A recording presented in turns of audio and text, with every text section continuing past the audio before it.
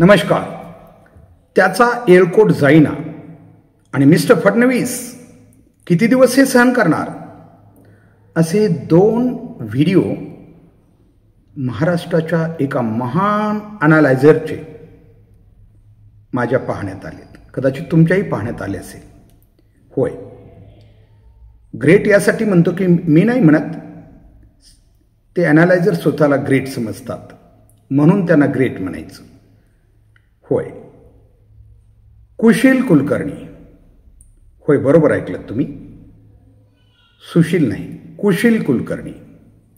कुशील याकरिता की ज्यांच्या पत्रकारितेनं पक्षपाती आणि जातीवादी पत्रकारितेनं अक्षरशः उच्चांक गाठला आहे, त्यांना कुशीलच म्हणावं लागेल. कदाचित त्यांच्या पत्रकारितेचे उपासक असलेले अंधभक्त माझ्यावर टीकेची झोड उठवतील, पण हे वास्तव मांडताना त्यांची टीकेची झोड सहन करायला मी अगदी पूर्णपणे तयार आहे. कारण हे अंधभक्त इतके अंध आहेत, ते कुठल्या एका जातीचे नाहीत.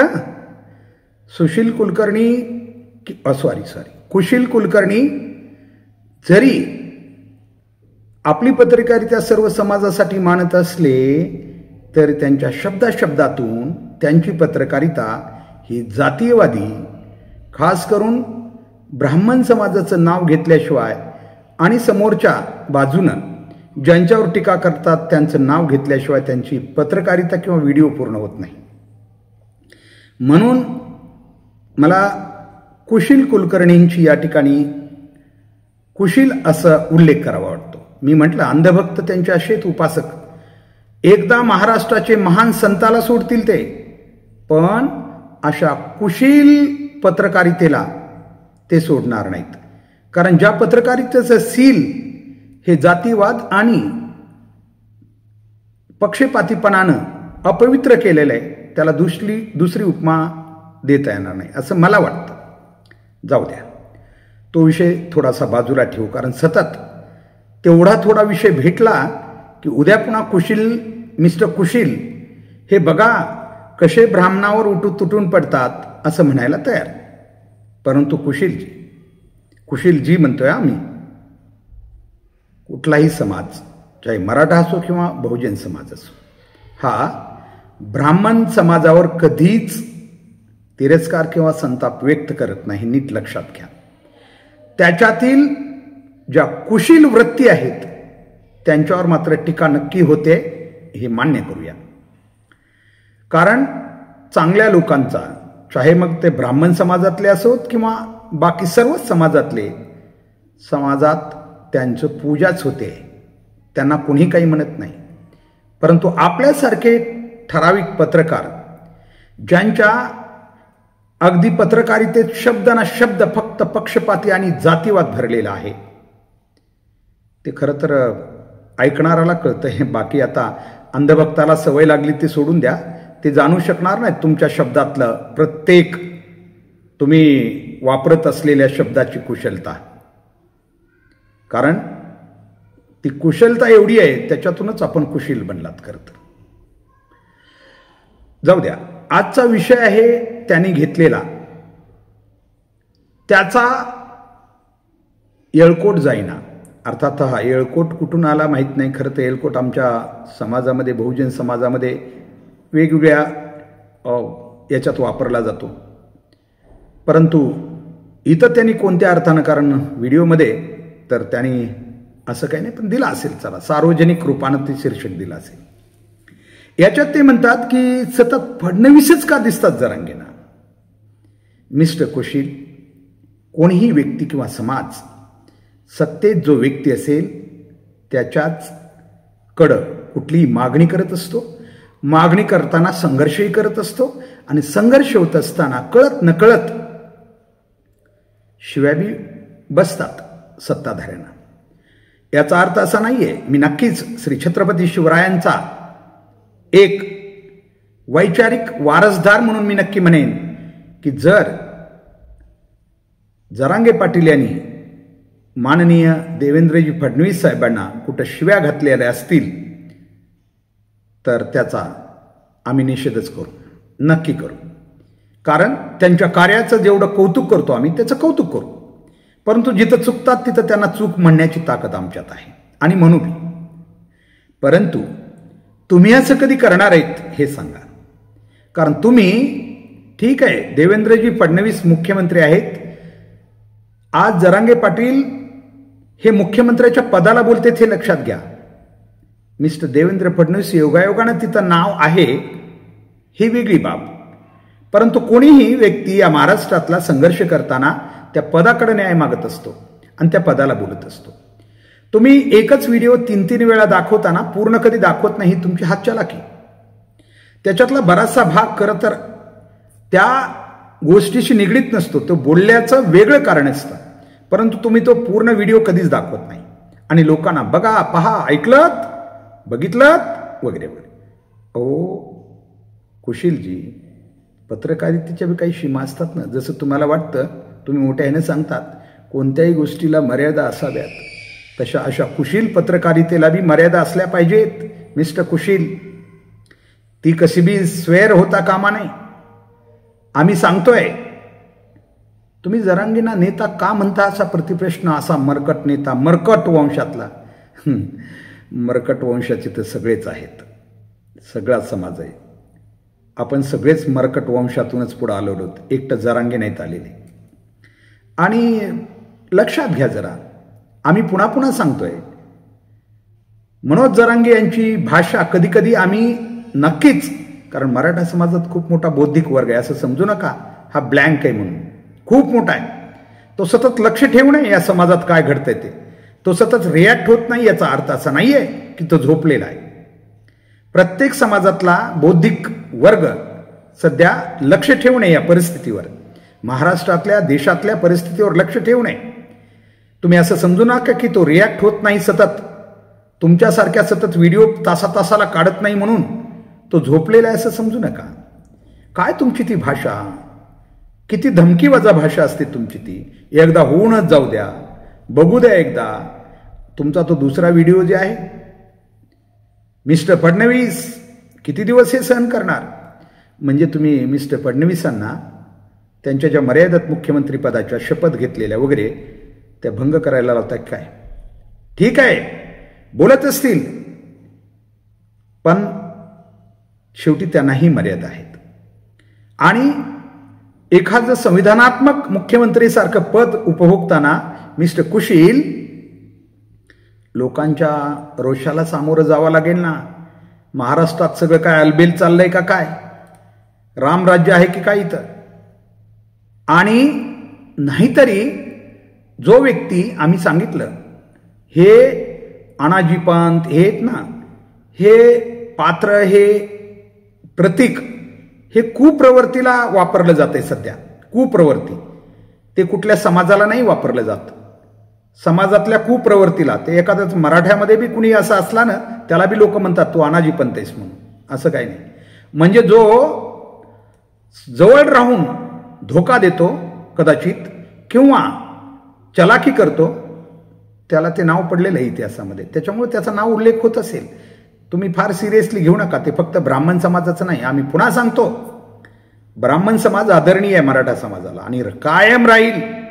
फक्त त्याच्यातली वृत्ती जी आहे ना, योगायोगानं थोडी वृत्ती वाढू लागलेली आहे एकमेकाचं बघून, हे थोडा चिंतेची बाब आहे. परंतु संपूर्ण समाजाला कधीच मराठा समाज वाईट म्हणणार नाही याची नक्की खात्री आहे आम्हाला. कारण तेवढा विवेक, तेवढा संयम आणि तेवढं शिस्त मराठा समाजाकडे नक्कीच आहे.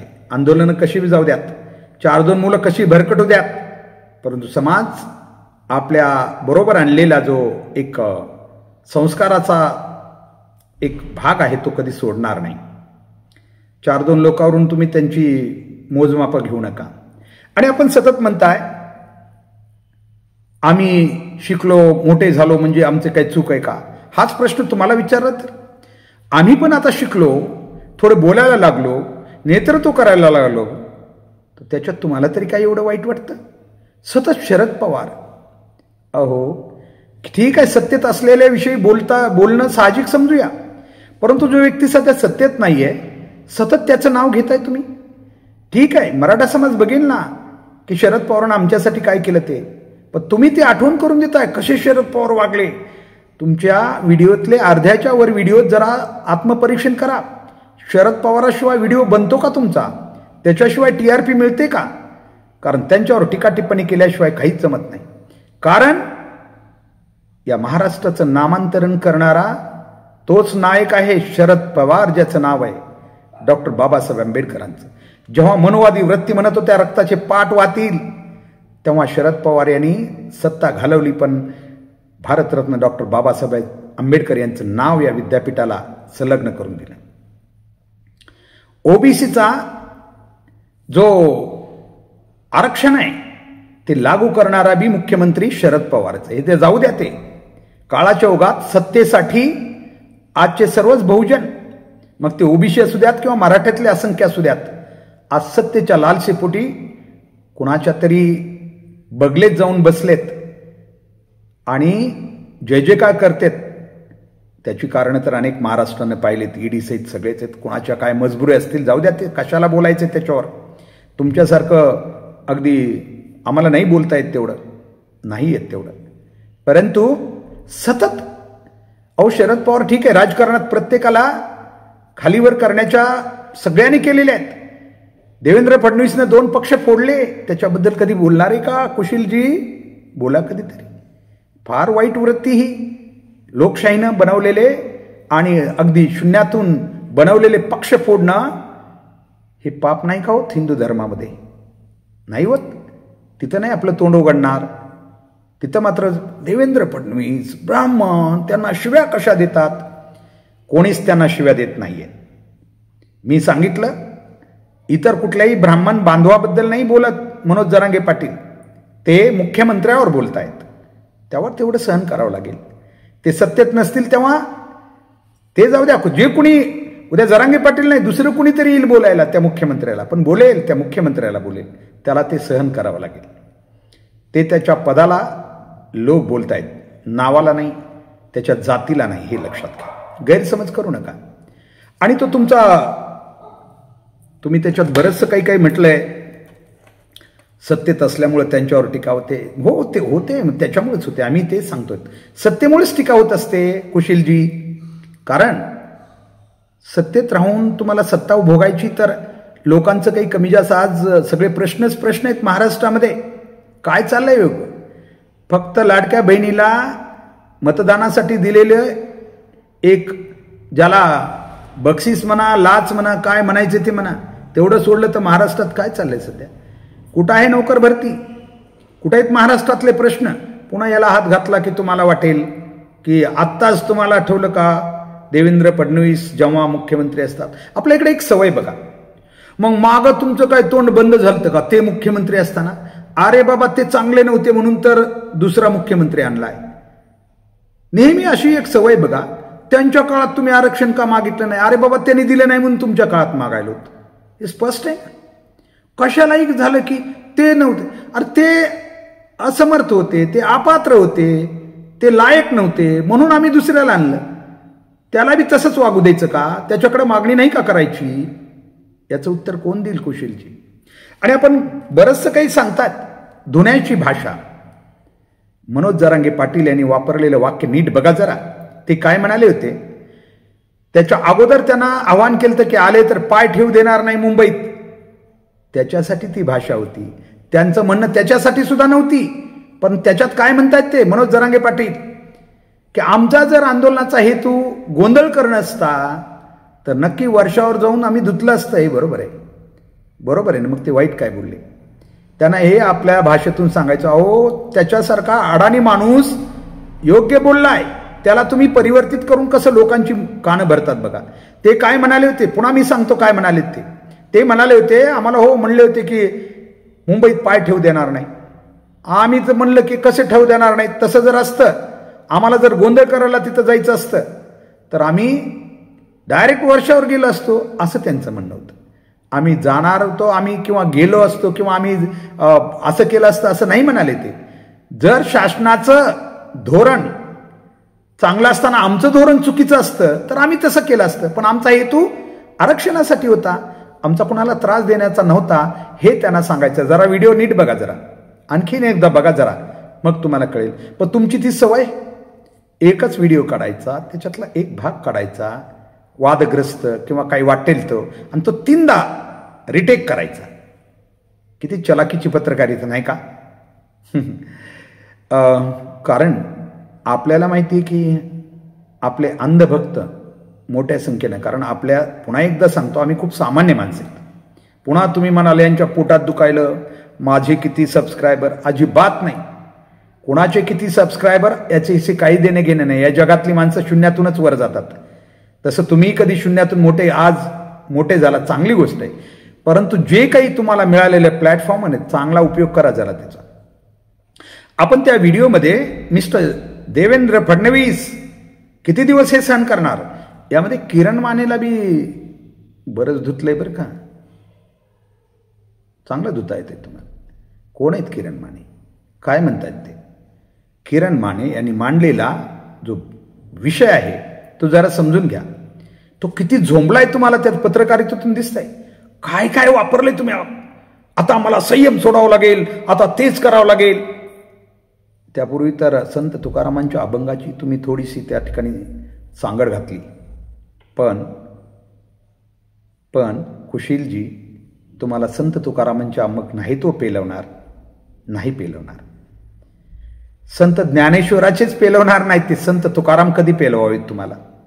संत ज्ञानेश्वराचे काय हाल झालते या कुवृत्तीनं तुम्हाला माहिती आहे. आणि त्या वृत्तीलाच विरोध आहे बघा सध्या सुद्धा. तुमचा गैरसमज आहे. ब्राह्मण समाजाचं नाव घेऊ नका इथून पुढं. वृत्तीला, ती वृत्ती ज्या दिवशी कमी होईल ना आणि समाजाला दिसेल, त्या दिवशी समाज कोणाही व्यक्तीवर अशा प्रकारचा आक्षेप घेणार नाही किंवा त्याबद्दल बोलणार नाही. पण त्याला सिद्ध करावं लागेल, त्याला सिद्ध व्हावं लागेल. आता कुवृत्ती नाही सोडली आणि समाज त्याच्यावर बोलला तर वाईट का वाटावं? तुम्ही जाता जाता संजय राऊत यांच्यावर बोललात. आम्हाला काही राजकारणाची देणं घेणं नाही. तुम्ही बोलू शकता, कारण तुम्हाला देणं घेणं आहे. कारण तुम्ही एक लाईन ओढलेली राजकारणाची. फक्त सत्ताधारी सध्याच्या म्हणलं तर, त्याच्यात बी सत्ताधाऱ्यात बी अजित पवार शिंदे नसले तरी तुम्हाला चालते. फक्त फडणवीस यांना धक्का नाही लागला पाहिजे, यांच्यावर कोणी बोललं नाही पाहिजे. त्यांच्यावर बोललं की लगेच ब्राह्मणवाद येतो. अहो, ते राज्याचे मुख्यमंत्री आहेत महोदय कुशीलजी, त्यांच्यावर समाज बोलणार की? आज हजारो समस्या आहेत समाजाच्या. आज जरांगे पाटील होते, उद्या दुसरं कोणीतरी जाणारच आहे. शिव्या खावा लागतात. तो शरद पवारला बघितलं नाही का? त्यावेळेला तुम्हाला गुदगुल्या होत होत्या ना. मनोज जरांगे पाटलाच्या त्या ठिकाणाहून सुप्रिया सुळेंना वगैरे जेव्हा जेव्हा दुरीतिरी एक्का कशा गुदगुल्या झाल्या असतील नाही का शरद पवारच्या बद्दल जेव्हा समाज, मराठा समाज. पण कुशीलजी स्वारी पुन्हा ती पहिली मैत्री होती ना तुमच्याशी, जरा तीच माझ्या पुढे येते. पण तुम्हाला माहिती का, शरद पवार यांना शिव्या फक्त मराठा समाज देऊ शकतो. मराठा समाज आपल्या मराठा नेत्यांना शिव्या देऊ शकतो, असं कोणीही इतर समाज आपल्या नेत्याला देऊ शकत नाही. कारण मराठा समाज हा कुठंही नेतेगिरीला स्वीकारत नाही आहे. म्हणून त्यानं मनोज जरांगेसारख्या असेल गावरान, असेल थोडा काही ठराविक ठिकाणी कळत न कळत अभद्र भाषा बोलणारा, पण अत्यंत प्रामाणिक नेतृत्व स्वीकारलं. तुम्ही म्हणता याला नेता कसा म्हणायचं? तुम्हाला आणखीन समाजवादच माहीत नाही. समाज कुणाला स्वीकारतो? तुम्हाला माहिती का नेपाळमध्ये काय झाले ते? एका जज महिला न्यायाधीशाला पंतप्रधानाची संधी मिळते. का एवढ्या मोठ्या देशात जाळपोळ झाल्यानंतर सुद्धा झटक्यात काही तासात तिचं नाव का पुढे येत आहे? आणि बालन शहा यांचंही नाव का पुढे येत आहे? कारण हे लोकांनी समाज मना जिंकलेली होती म्हणून येतात ते. म्हणून कुशीलजी, तुम्ही गैरसमज करून घेऊ नका. शेवटी समाज नजर ठेवून असतो, कोण वाईट वागतो, कोण चांगला वाटतो. आणि हे बघा, समाज नेहमी किंवा समाजाला नेहमी निसर्ग, मी ते कुठला देवधर्म म्हणणार नाही, निसर्ग आपल्या नियमानंच चालायला लागतो. तो कुणाच्या धर्मनियमानं, तो कुणाच्या मनुष्य नियमानं चालवायला लावत नाही. जर कुणी आपले मनुष्य नियम केलेले असतील, मानव निर्मित म्हणतो आपण त्याला हा निसर्ग मानत नाही. त्याला निसर्ग निर्मितच नियमांना इथं मान्यता मिळते. त्यामुळे जरा तुम्ही जरा संयमाची पत्रकारिता करावी. खरं तर सल्ला नाही देत, कारण आपण त्या व्हिडिओमध्ये सुद्धा सावरकरांचा उल्लेख केला बघा. का? कारण ज्या गोष्टींचं समाजाला थोडंसं, सावरकर आमचे ग्रेट आहेत. मी स्वतः जरी सावरकरावर कोण काँग्रेससारखे पक्ष जरी टीका करत असतील तरी लहानपणी आम्ही सावरकराचा इतिहास, ते बाकी त्यांचं काय भूतकाळ असेल आम्हाला काही देणं घेणं नाही, परंतु एक भारतीय राष्ट्रपुरुष म्हणून ज्यांच्यामुळं आमची प्रेरणा वाढलेली आहे, आम्हाला काही माहीत नाही. एखाद्याची दगडामुळे बी प्रेरणा वाढली तर त्याला आपण, तुम्हाला माहिती, देव म्हणतो आहे की नाही? दगडा म्हणतो. बऱ्याचशे आता मंदिरामध्ये दगडं म्हणजे इमेजेस आहेत, प्रतिमा आहेत, काही कासत नाही, त्याला देव म्हणतो. हे तर माणूस होते, ग्रेट सावरकर. आज प्रामाणिकपणे बोलतो की सावरकराविषयी आम्हाला आदर आहे. जेव्हा जेव्हा असे काँग्रेसवाले बोलतात तेव्हा लहानपणी शिकलेले सावरकराबद्दल आम्हालाही कुणाचा खपवून घेत नाही आम्ही. पण तुम्ही तुमच्या संदर्भामध्ये देताना फक्त सावरकरच वापरले ना की समाजाला थोडीशी शंका येते, थोडीशी. तुम्ही जरा दुसरे भगतसिंग वापरायचं, सुभाषचंद्र बोस वापरायचे, दुसरे वापरा ना जरा. खूप मोठमोठे आहेत क्रांतिकार, त्यांचे उदाहरणं कधीतरी घेत जा ना. फक्त सावरकरच घेतलं की थोडं अवघड होतं आहे. आम्हाला बी सावरकर आवडतात, मी आत्ताच सिद्ध करून दाखवलेत, आणि खरंच प्रामाणिक आवडतात. जेव्हाही काँग्रेसवाले वगैरे टीका करतात तेव्हा मला ते आवडत नाही आहे. कारण का? ठीक आहे, भूतकाळात घडलेल्या असतील घटना, पण त्यांनी काहीतरी योगदान दिलेलंच आहे. काळा पाण्याची शिक्षा भोगलेली आहे, ठीक आहे. ती भोगताना काही तडजोड झाल्या असतील ती वेगळी गोष्ट आहे, आम्हाला त्याच्याशी काही देणं घेणं नाही, पण त्यांनी भोगली आहे. त्यांना तिथपर्यंत पाठवलं म्हणजे त्यांनी काहीतरी चांगलं काम केलं होतं म्हणून पाठवलं होतं, हे नक्की आम्ही सांगू जगाला ओरडून. पण तुम्ही थोडं जरा ज्याला काय म्हणतो आपण, अशी काही पत्रकारिता करताना काही नियम पाळा, काही संकेत पाळा, जेणेकरून समाजाला काही वाटणार नाही. मला वाटतं जर तुम्ही तसं केलं नाही, जर सतत तुम्ही केवळ मनुवादी, केवळ पक्षपाती आणि जातीवादी पत्रकारिता केलीच समजा, तर आम्हाला बी तुम्हाला तुमची जागा दाखवावीच लागेल आमच्या शब्दात. आजच्यासाठी एवढंच. धन्यवाद. शेवटी एवढीच विनंती आहे की हा व्हिडिओ जर आपल्याला आवडला असेल तर नक्कीच यूट्यूबवर आपलं BBC केज लाईव्ह हे चॅनल सबस्क्राईब करा आणि बेल आयकॉन प्रेस करा. धन्यवाद.